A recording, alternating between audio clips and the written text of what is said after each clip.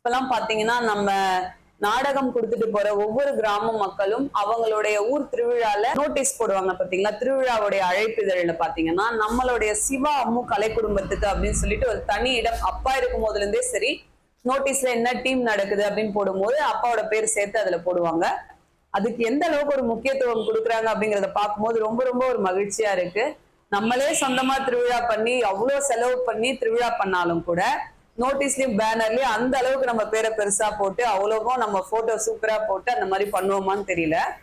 ஆனா ஒவ்வொரு கிராமத்திலயும் பாத்தீங்கன்னா நம்ம அவங்களோட மக்களோட மனசுல எந்த அளவுக்கு நம்ம அவங்க மனசுல நின்னு இருக்கோம், அவங்களுடைய மனசுல நம்பிக்கை அப்படிங்கிற ஒரு இடத்த புடிச்சிருக்கோம் அப்படிங்கறத அவங்க நோட்டீஸ பார்க்கும் போது தெரியுது. அவங்களோட அன்பை அதுல காமிக்கிறாங்க.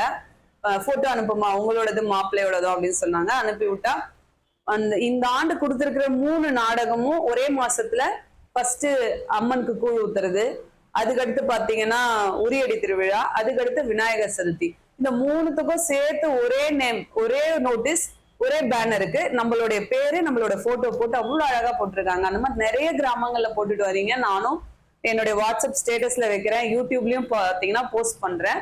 இந்த மாதிரி உங்களுடைய அன்பை எந்த அளவுக்கு எனக்கு கொடுத்துட்டே இருக்கீங்க. ரொம்ப ரொம்ப ரொம்ப மகிழ்ச்சியா இருக்கு.